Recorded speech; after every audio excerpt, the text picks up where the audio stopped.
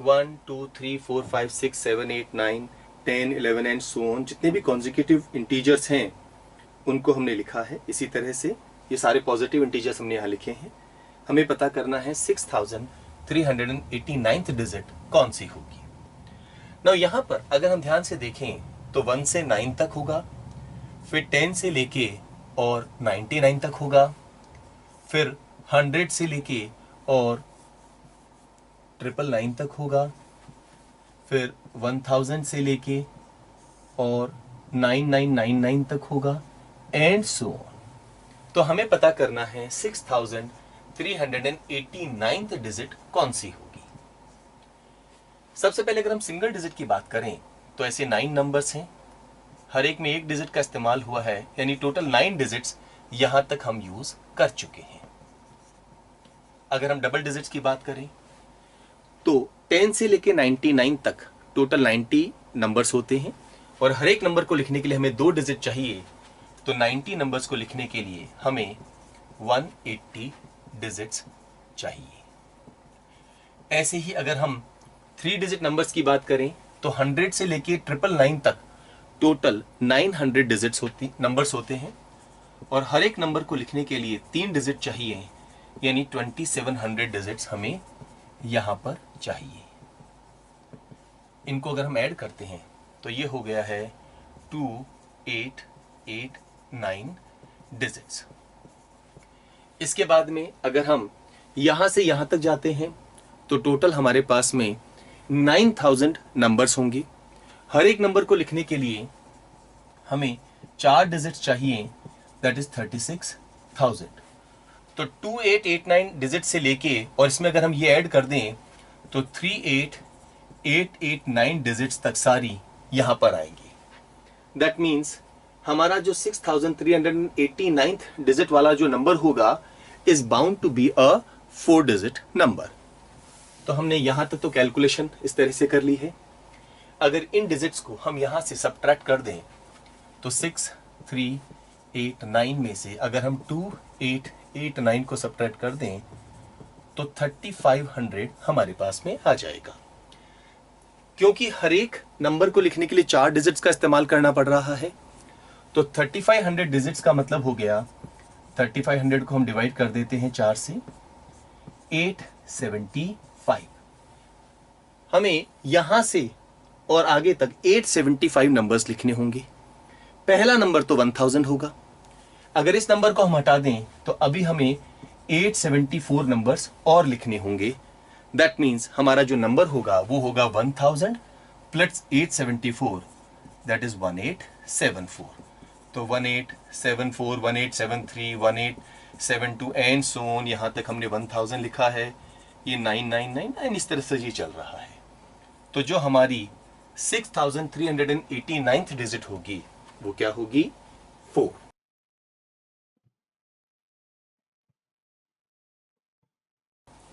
Let us से A and B हमारे पास 2 integers हैं जिनका सम उनके प्रोडक्ट के इक्वल है। हमें पता करना है ऐसे कितने number of pairs of integers हो सकते हैं। इस क्वेश्चन को सॉल्व करने के लिए इस इंफॉर्मेशन को हम रीराइट कर सकते हैं। a is equal to a into B minus B. That means a is equal to, यहाँ b कॉमन लेके a माइनस 1 लिख दें तो b की वैल्यू हो जाएगी a ओवर a माइनस 1। अब याद रखिए a और a माइनस 1 कॉन्जिक्यूटिव इंटीजर्स हैं, इसमें 1 ऐड करते ही ये हमारे पास आ जाएगा। तो जब भी हम a की वैल्यूज पुट करेंगे तो याद रखना है सबसे पहले तो a की वैल्यू हम 1 नहीं पुट कर सकते, बिकॉज उस केस में डिनोमिनेटर 0 हो जाएगा। तो हम a की क्या क्या वैल्यूज पुट करें जिससे कि b भी एक इंटीजर हो जाए। हम a की वैल्यू लेट अस से 0 से शुरुआत करते हैं। क्या हम 0 पुट कर सकते हैं? अगर हम a की वैल्यू 0 पुट करते हैं तो b की वैल्यू हो जाएगी 0 ओवर 0 माइनस 1 या 0 ओवर माइनस 1, इसे हम 0 कह सकते हैं यहाँ पर। तो b की वैल्यू हो जाएगी 0। आप देख सकते हैं a और b का सम 0 है और उनका प्रोडक्ट भी 0 है।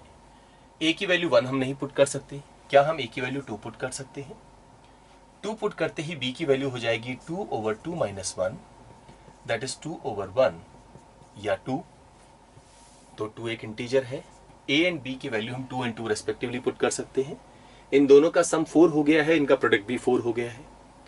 अब इसके बाद हम कोई भी वैल्यू ए की पुट कर दें, दो कंसेक्यूटिव इंटीजर्स जो होते हैं उनका HCF 1 होता है, दैट मीन्स दे आर को प्राइम नंबर्स। अगर हम यहां से आगे बढ़ते हैं, लेट अस से ए की वैल्यू हम 3 पुट कर देते हैं, तो 3 - 1 डिनोमिनेटर पे 2 हो जाएगा और ए 3 हो गया। 3/2 यहां पर सॉल्व करने पर डेसिमल में आंसर आएगा। अगर ए की वैल्यू 4 पुट कर देते तो 4/3, 5/4। सो व्हाट वी फाइंड कि इनमें से कहीं पर भी अब हमें बी की वैल्यू इंटीजर नहीं मिलेगी। तो ए की वैल्यू हम 2 और 0 पुट कर सकते हैं। क्या हम ए की वैल्यू -1 पुट कर दें? अगर हम -1 पुट करते हैं तो बी की वैल्यू हो जाएगी -1 अपॉन -1 इज -2। सॉल्व करने पर विल गेट 1/2, बट 1/2 इंटीजर नहीं है। सो सेम लॉजिक से अगर हम -1 की जगह -2 पुट करें तो ये हो जाएगा -2/3 या 2/3, ये भी इंटीजर नहीं है। तो हमारे पास में इसके अलावा और कोई भी पॉसिबल सॉल्यूशंस नहीं हो सकते। तो इस क्वेश्चन का जवाब होगा there can be 2 number of pairs of integers whose sums are equal to their products.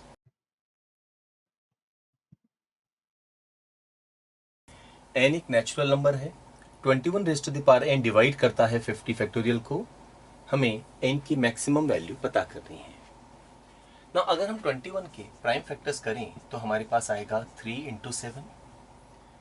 कोई भी नंबर 21 से तभी डिविजिबल होगा जब वो 3 से डिविजिबल होगा और 7 से डिविजिबल होगा।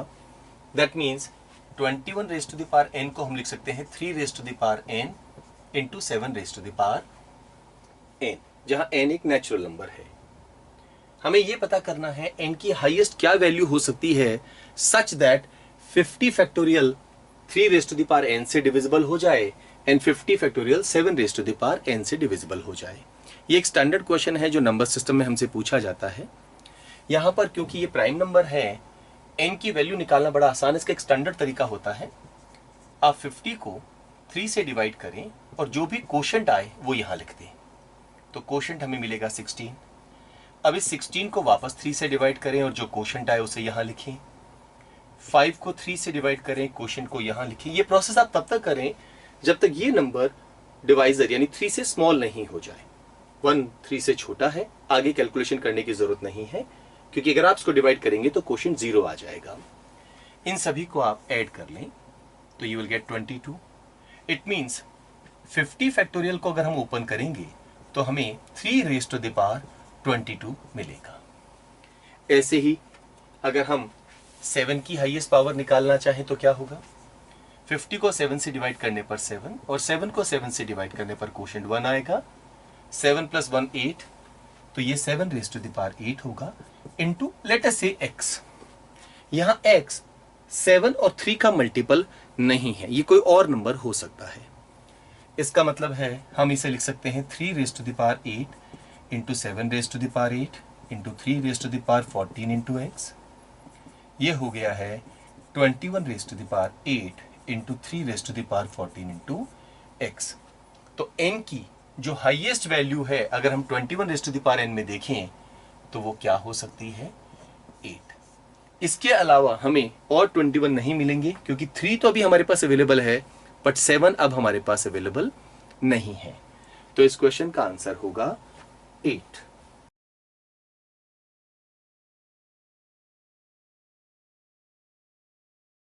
हमें पता करना है कि जब 29 raise to the power 29 whole raise to the power 29 को 9 से डिवाइड करें तो रिमाइंडर क्या आएगा? इसे हम लिख सकते हैं remainder obtained when 29 raise to the power 29 into 29 841 is divided by 9। 29 को 9 से डिवाइड करने पर हमारा रिमाइंडर आएगा 2। यहाँ पर 841 टाइम्स है। रिमाइंडर 9 से बड़ा नहीं हो सकता है, 9 के इक्वल भी नहीं हो सकता है, ये 0 से 8 तक हो सकता है। इट मीन्स हमें इस एक्सप्रेशन को वापस 9 से डिवाइड करना है। अगर हम यहाँ पर 2 raise to the power 3 that is 8 ले आए तो 8 को 9 से डिवाइड करने पर या तो रिमाइंडर 8 आता है या हम चाहें तो इसे -1 भी लिख सकते हैं। Now 2 raise to the power 3 आने के लिए पावर का 3 से डिविजिबल होना जरूरी है। 841 3 से डिविजिबल नहीं है, तो इसे हम रीराइट कर लेते हैं। 2 raised to the power 840 plus 1 divided by 9, ये हमें रिमाइंडर निकालना है। सो reminder when 2 raised to the power 840 into 2 raised to the power 1 या 2 is divided by 9। रिमाइंडर के रूल्स हैं कि हम इनको अलग अलग करके रिमाइंडर निकाल सकते हैं। तो reminder 2 raised to the power 840 को हम लिख सकते हैं 2 raised to the power 3 raised to the power 280 into remainder when 2 is divided by 9। 2 raised to the power 3 हो गया है 8 को 9 से डिवाइड करने पर हम लिख सकते हैं रिमाइंडर आया है -1। सो reminder -1 raised to the power 280। जब 2 को 9 से डिवाइड करेंगे तो रिमाइंडर आ जाएगा 2। -1 की पावर 280 करने पर रिमाइंडर यहाँ पर 1 हो जाएगा, और 1 को 2 से मल्टीप्लाई करने पर हमारे इस क्वेश्चन का आंसर आ जाएगा 2।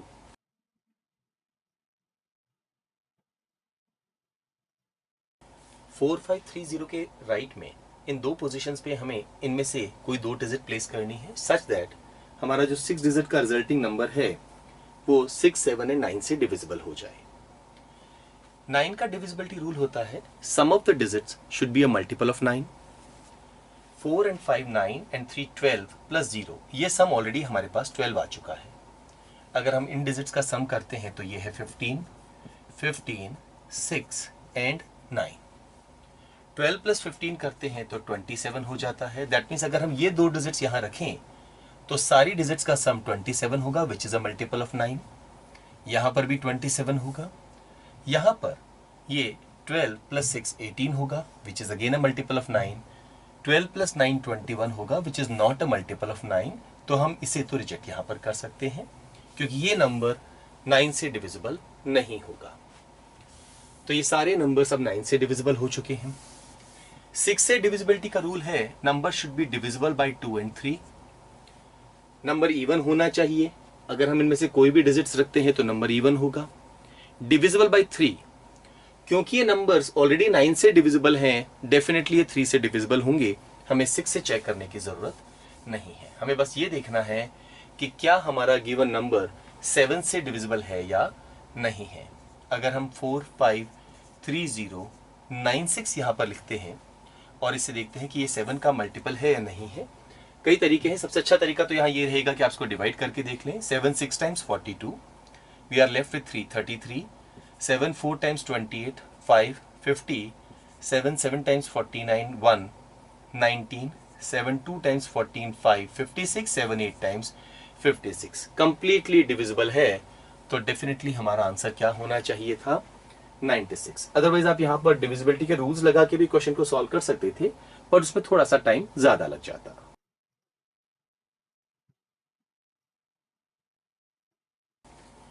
A1 से लेके AN तक टोटल n नंबर्स हैं। इनमें से हर एक नंबर या तो +1 के इक्वल है या -1 के इक्वल है।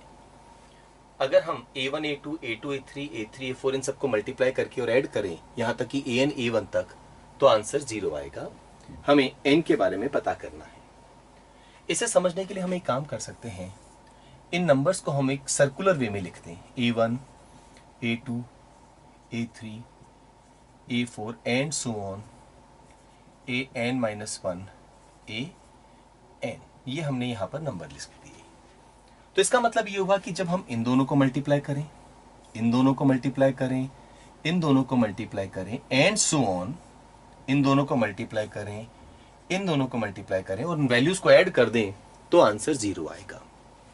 ये तभी पॉसिबल है जब आपके पास में number of +1 and number of -1 equal हो।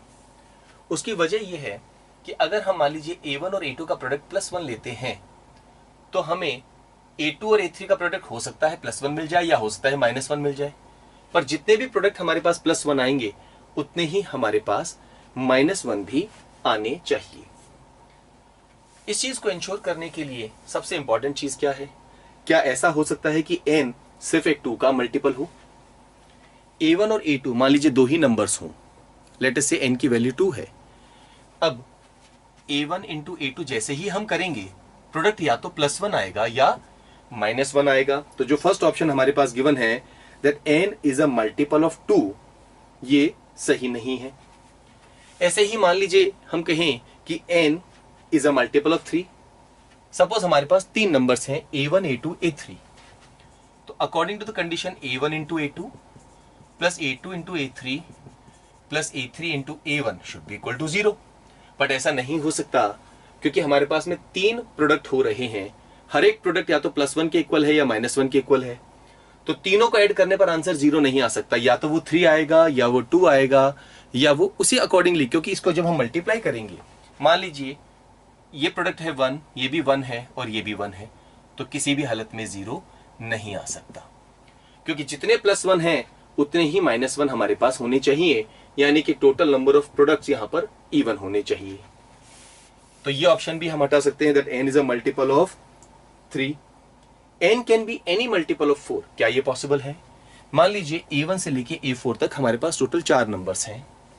सो a1 into a2 plus a2 into a3 plus a3 into a4 plus a4 into a1 is equal to 0। ये प्रोडक्ट 0, सम जो है वो 0 हो सकता है अगर इनमें से 2 का प्रोडक्ट +1 हो और 2 का प्रोडक्ट -1 हो। फॉर एग्जाम्पल हमने a1 को ले लिया 1, इसको 1 ले लिया, a2 को ले लिया -1, तो मल्टीप्लाई करने पर -1 आ गया। नाउ a2 हमारे पास से -1 है, a3 को हमने +1 ले लिया, तो यहां पर -1 आ गया। अब a3 को हमने 1 ले लिया, a4 को भी हमने 1 ले लें तो प्रोडक्ट 1 आ गया। a4 को 1 और a1 को 1 लिखा तो प्रोडक्ट 1 आ गया। इनको ऐड किया तो हमारा आंसर क्या आ गया? 0।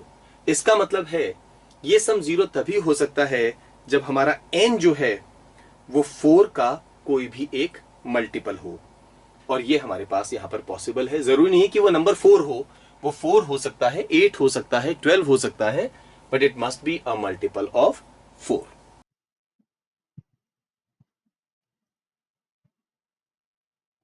अगर हम क्वेश्चन पे नजर डालते हैं तो क्या जानकारी है? ये एक सिंपल डिवीजन मेथड जो है उस पर बेस्ड क्वेश्चन है।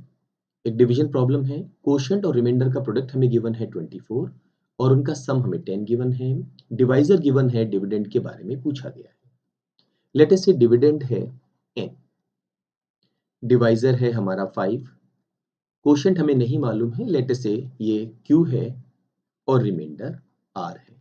तो डिवीजन प्रॉब्लम में सबसे पहले इन चारों मेंबर्स में जो रिलेशन है वो मालूम होना चाहिए। Dividend is equal to divisor into quotient plus remainder। Quotient जो है वो वैल्यूज ले सकता है 0, 1, 2, 3, 4 एंड सो ऑन। रिमाइंडर हर हालत में डिवाइजर से छोटा होना चाहिए, यानी इस केस में ये वैल्यूज ले सकता है 0, 1, 2, 3 एंड 4। हमें क्वोशंट और रिमाइंडर का प्रोडक्ट गिवन है 24 और इन दोनों का सम हमें गिवन है 10। n की वैल्यू हमसे पूछी गई है।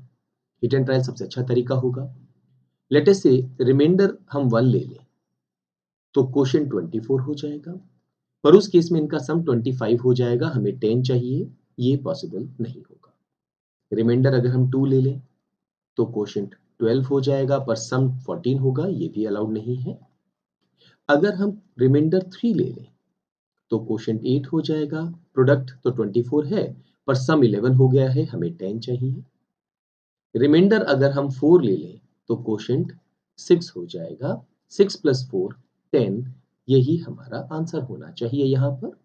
ना ध्यान रखिएगा कि क्वोशंट जो है वो आप 6 और रिमाइंडर 4 ले रहे हैं, कुछ स्टूडेंट जल्दबाजी में क्वोशंट को 4 और रिमाइंडर को 6 लिख देंगे। रिमाइंडर डिवाइजर से बड़ा नहीं हो सकता। क्यू और आर की वैल्यूज यहाँ पुट कर दें। सो 5 टाइम्स 6 + 4, हमारा जो डिविडेंड है वो होगा 30 + 4, दैट इज 34।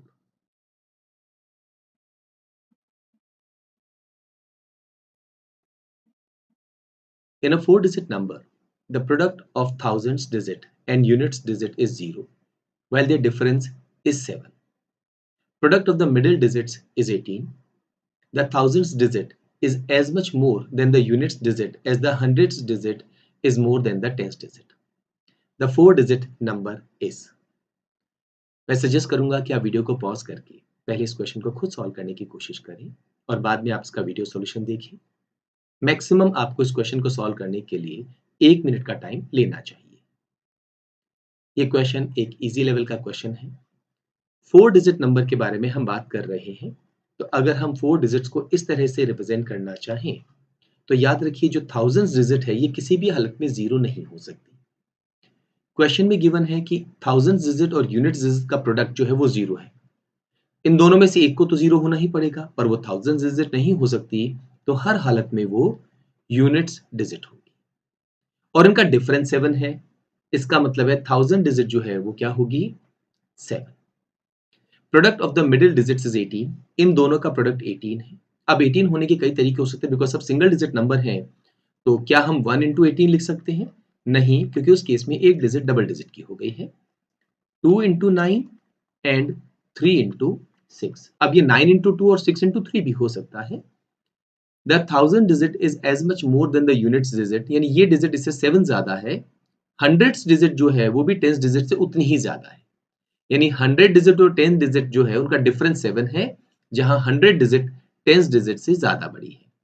तो इसका मतलब है हमें इस केस को देखना होगा, और ये 9 कर दें और ये 2 कर दें तो आप देखेंगे ये वैल्यू इससे 7 ज्यादा है, और ये वैल्यू इससे 7 ज्यादा है। क्वेश्चन पूछा है what is the 4 digit number, and the answer is 7920।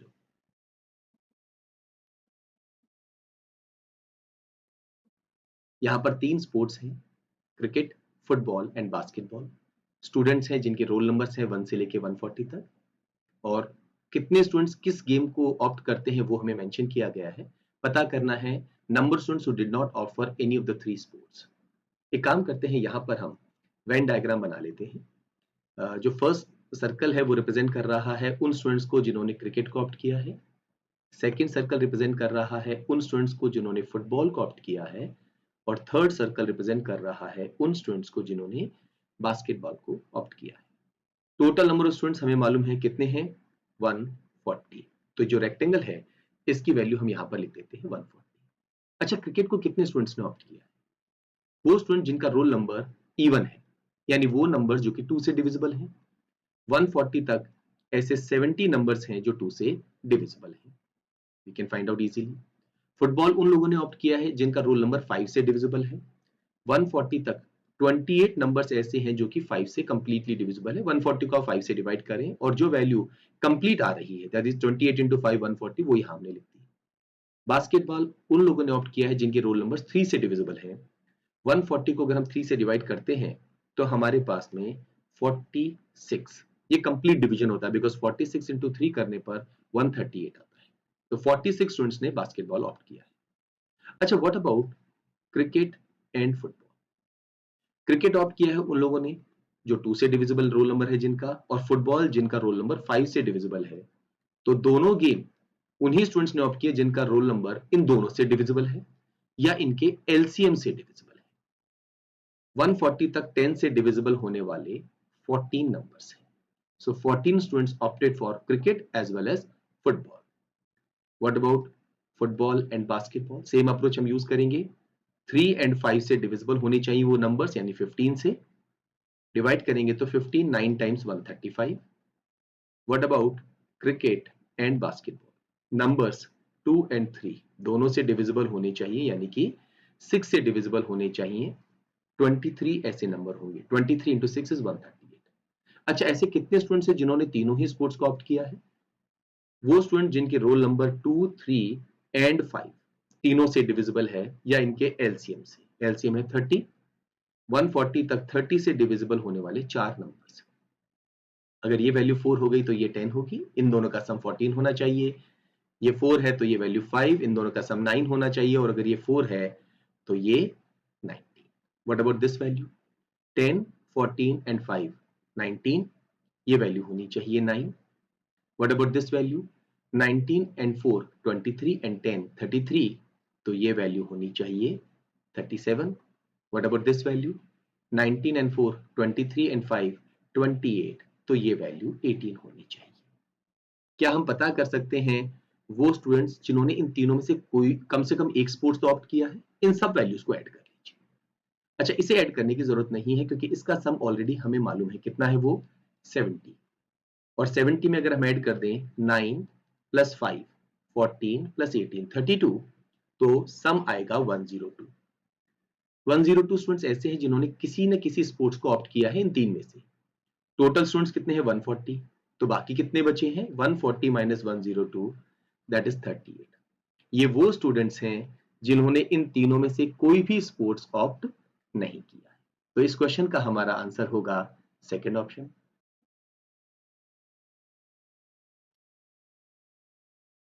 The number of positive integers that divide 1890 into 170 into 130 and are not divisible by 45.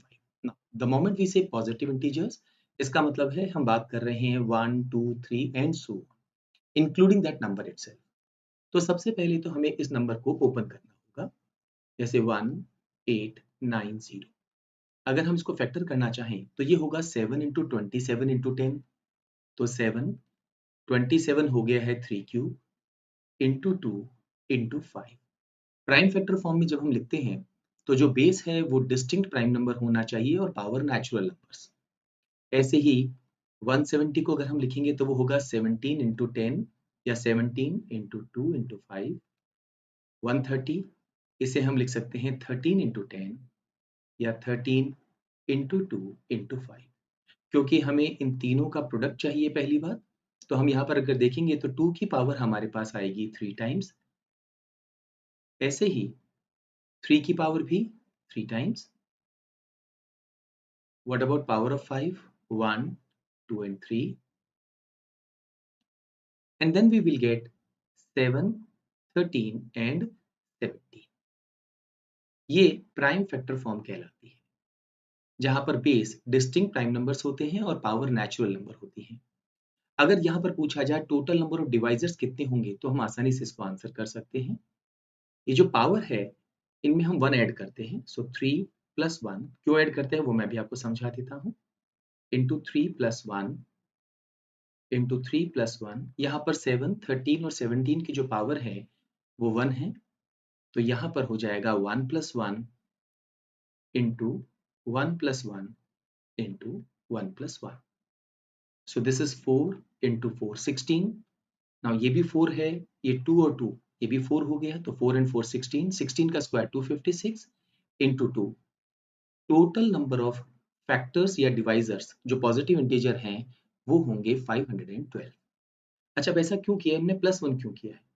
देखिए, हमारा जो भी नंबर है, लेट्स से इस नंबर को हमने रिप्रेजेंट किया है n से, ये इनके प्रोडक्ट के इक्वल है, यानी हमारा नंबर 2 की पावर 3 से डिविजिबल होगा।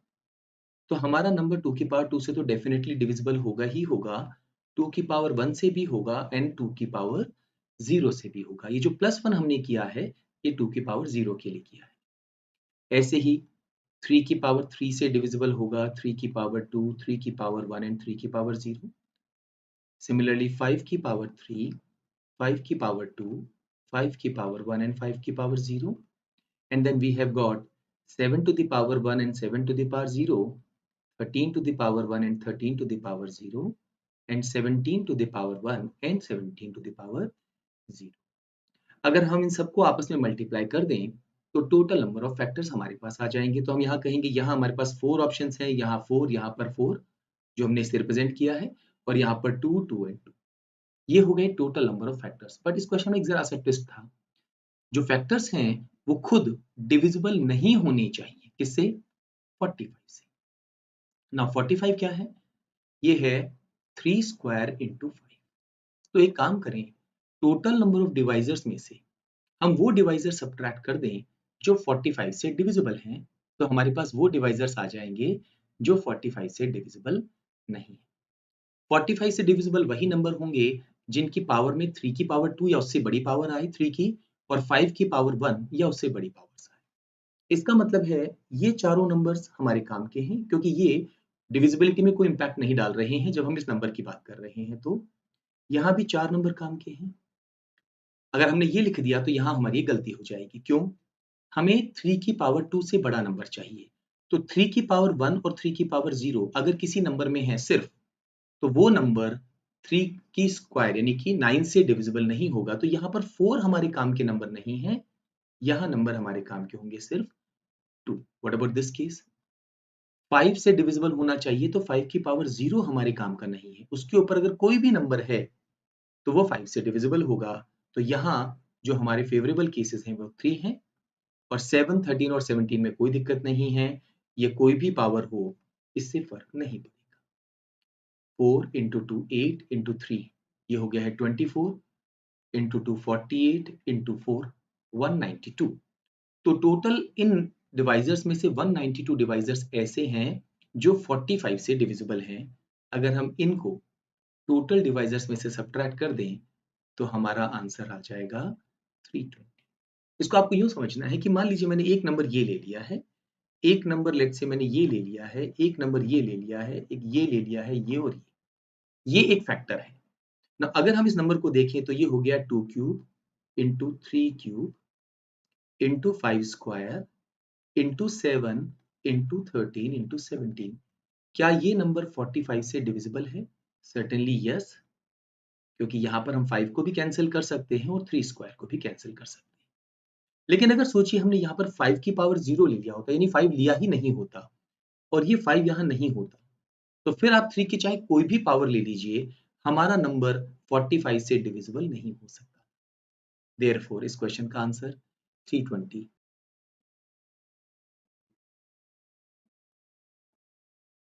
What is the minimum number of weights which enable us to weight any integer number of gram of gold from 1 to 100 on a standard balance with 2 pans?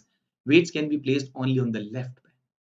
यहाँ पर आपको अगर थोड़ा सा लॉजिकल रीजनिंग के questions में आपने पैन बैलेंस और स्प्रिंग बैलेंस के क्वेश्चंस किए हैं तो ये क्वेश्चन आपके लिए बहुत आसान था। अगर ये वाली लाइन नहीं लिखी हुई होती कि हम सिर्फ वेट्स को लेफ्ट पैन में ही प्लेस कर सकते हैं, तो थंब रूल था कि 3 की पावर्स पे हमें मूव करना है। फर्स्ट वेट हम 1 केजी का लेते, सेकंड वेट 3 केजी का, फिर 9 का, फिर 27 का एंड सो ऑन। 81 का जरूरत नहीं होती, अगर या तो है चाहे तो हम 81 ले सकते हैं। अब आप 1 से लेके 100 तक कोई भी जो ग्राम वेट है वो आप मेजर कर सकते हैं। तो 1 ग्राम का एक, 3 ग्राम का एक, क्योंकि यहाँ पर मान लीजिए 1 ग्राम वे करना है और ये हमारे पास पेन बैलेंस का एक पेन है, तो हम यहाँ पर क्या करते, 1 ग्राम का वेट यहाँ रखते और यहाँ गोल्ड कर देते।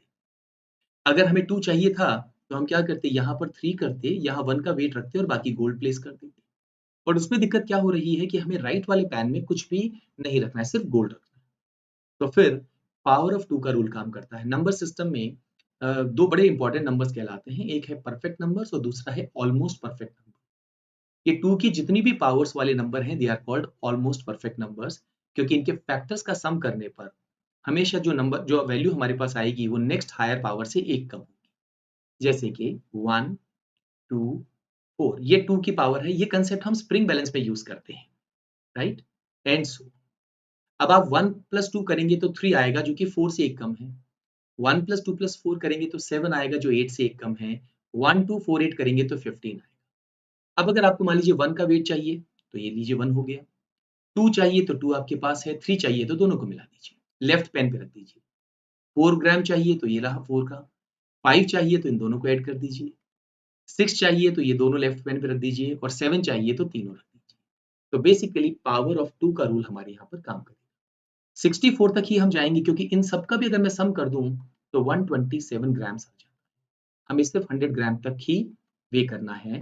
तो टोटल नंबर ऑफ जो वेट चाहिए वो कितने होंगे, 1 2 3 4 5 6 एंड 7। थोड़ा सा ट्रिकी क्वेश्चन था, अगर आपने इस तरह के क्वेश्चन किए हुए हैं तो आसान था, वरना ये थोड़ा सा मुश्किल हो सकता है।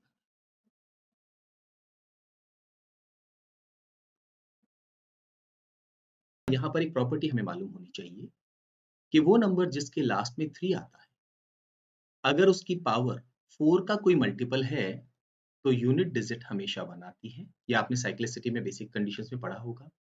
जिस नंबर के लास्ट में 5 आता है उसकी आप पावर कोई भी ले लें, हर बार हमें लास्ट में 5 मिलेगा। जिस नंबर के लास्ट में 7 आता है, अगेन उसकी पावर अगर 4 का मल्टीपल है तो यूनिट डिजिट 1 आएगी। अब यहाँ पर 85 जो है वो 4 का मल्टीपल नहीं है। दैट मीन्स अगर हम 743 की पावर 84 लेते, क्योंकि ये 4 का मल्टीपल है, यहाँ यूनिट डिजिट 1 आती। और अगर हम पावर 85 ले लेते तो यूनिट डिजिट निकालना बड़ा आसान है। इस 1 को इस 3 से मल्टीप्लाई कर दीजिए, यू विल गेट 3। अगर इससे आगे भी पूछा जाता तो 3 into 3 9 एंड सो, ठीक है। तो यहां पर हमारी यूनिट डिजिट क्या आएगी? 3 इन द फर्स्ट केस। तो लेट्स से हमने यूनिट डिजिट लिख दी है 3, देन माइनस, यहां पर यूनिट डिजिट हर हालत में 5 आएगी, प्लस 987। नाउ 987 ये नंबर 4 का मल्टीपल है तो यूनिट डिजिट हर हालत में 1 आएगी। नाउ एक बात और ध्यान रखिए, ये नंबर इससे बड़ा है तो हमारा आंसर पॉजिटिव आएगा। दैट मीन सबसे पहले हमें क्या करना होगा, जो पॉजिटिव टर्म है उन्हें ऐड करना होगा। तो ये हमारा यूनिट डिजिट आएगा 4 और उसमें से सब्ट्रैक्ट करना होगा हमें स्मॉलर नंबर को जो कि नेगेटिव है यहाँ पर, क्योंकि इसकी वैल्यू माइनस है। 4 में से 5 हम सब्ट्रैक्ट नहीं कर सकते तो एक बोरो करना पड़ेगा और 14 माइनस 5 करने पर हमारी यूनिट डिजिट क्या आएगी? 9। Again first option is the answer to this question.